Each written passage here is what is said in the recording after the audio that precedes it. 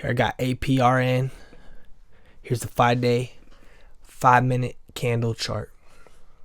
So this is what caught my attention. It sold off hard on earnings. Was 650 plus here. And here we are 3 days later at 415. Trying to form support around 415, 420-ish. So I want to go over why this happened, some of the fundamentals and some of the technicals on this play, as well as the history and what I'll be watching for coming into this next month on this play. So let's look at the bigger picture to get a feel. Here's the daily candle. Let's go to the 200-day. So first of all, it's worth noting this had sold off continuously for a long time, and then it spiked when the corona hit because it was a stay-at-home food stock. So it actually jumped from 2 all the way up to like $28 at one point. So crazy parabolic run. So it's a former runner, and that's worth noting. So it held actually up for what I found support around $11.30ish, $11. Ultimately sold back down to this 200 SMA, where it bounced and found good support. Good resistance over here at 1450. But that's all in the past now, as we see a gap down over here in August. It's pretty much been in a slight downtrend since. And as you can see, the last 3 days has been the real big blood, and that's what caught my attention. So when we put this 417 where it closed at here on Monday, you can see that it's right here at the previous resistance. So that's gonna be my first point. This explains the 420, 415 support that it's trying to form. It's this previous resistance over here in February.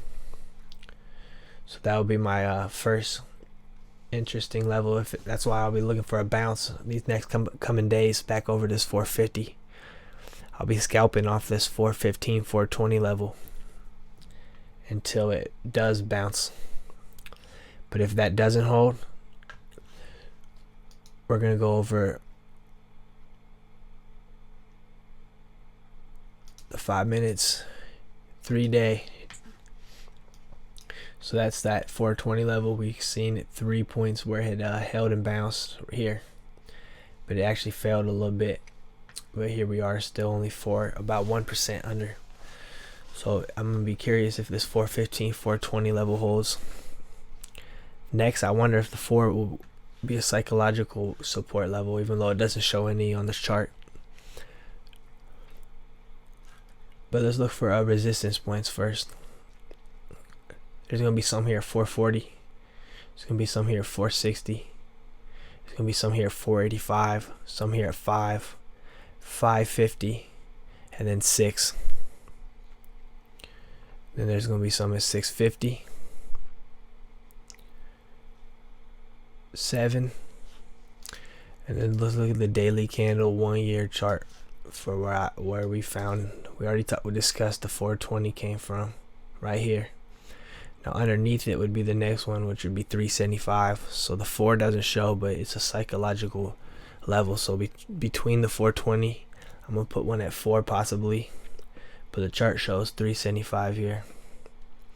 Underneath that, the next level would be 3,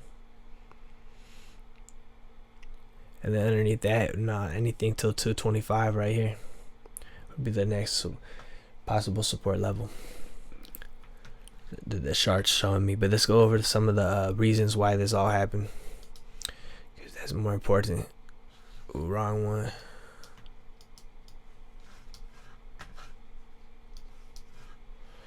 Alright, so this makes it simple. Let's just show you guys how the news try to put it. So it says why Blue Apron is down 26% today. Adjusted share losses are a 51.8% improvement over the 1.99 from the same time last year. So a 51% improvement. Revenue for the last quarter is sitting 13% higher than last reported in 2019.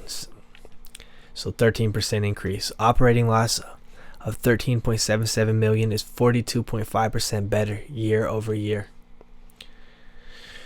The Blue Apron earnings report also has its net loss coming in at $15.26 million. That's a 42% narrower net loss than the $26.2 million reported in the same period of last previous. So all those are positives. So it's one of those situations where the earnings are actually good and it's still sold off. So maybe everyone jumped in here. I'm thinking when we let's look at the daily 20-day. So maybe everyone came in here on the last day thinking the earnings were going to be good and it was a big disappointment, and now shorts are coming in. But it's also worth noting, so the earnings are good but not maybe super good to attract new buyers. It's also worth noting, look what we dealt with. The market, some serious market conditions. So what I'm thinking here, this is a very good opportunity of a situation where the earnings aren't that bad. The stock sells off really hard, mostly due because it's following the market. It's getting shorted, and now it's leaving a real coiled up stock that's really oversold. I mean, as we look at the 1 year again, over that 7 level,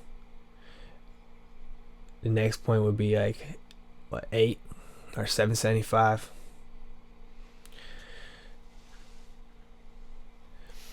But the 200 SMA is at 830, so we're currently 50% underneath the 200 SMA, which is a rare situation, and that's the type of stocks I target, the extremely oversold ones.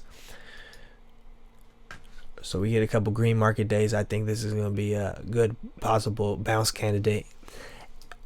But it's also worth noting, look at the history. This company IPO'd at $2 billion in 2017. In June 2017, right? And if you'd bought $10,000 of it, you'd now have $278. I mean, that's such a crazy that devalue of share price in that type of time frame. It's a real true penny stock. But check this out. Let's go through their last 10Q real quick. What I do like is they have 14 million shares of Class A, so it's very low outstanding share count and float. They have $58.7 million right now, so that's $4.18 of cash per share. And here we are exactly at 417. I thought that was ironic. So they're trading exactly at what they have at cash. But what is cash when they're an unprofitable company, right? So here we are. They lost, like we said, that $15.2 million in this time frame for this 10Q, but which is a lot less than the 26 they had lost previously.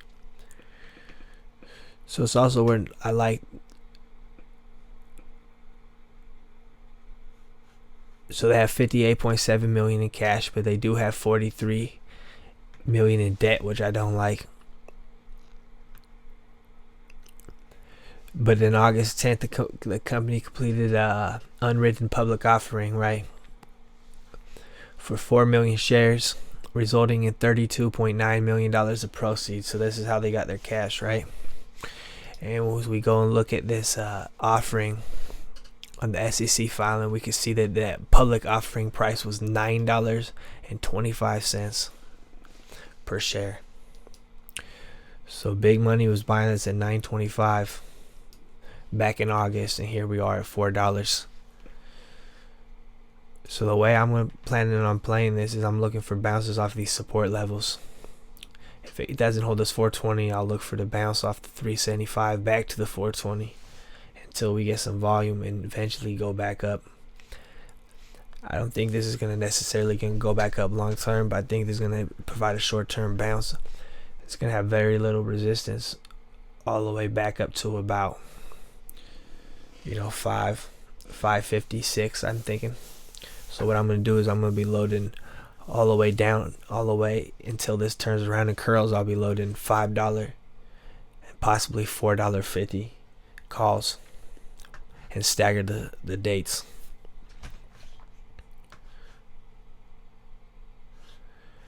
And let's look at volume. One last aspect I want to go over real quick is the volume.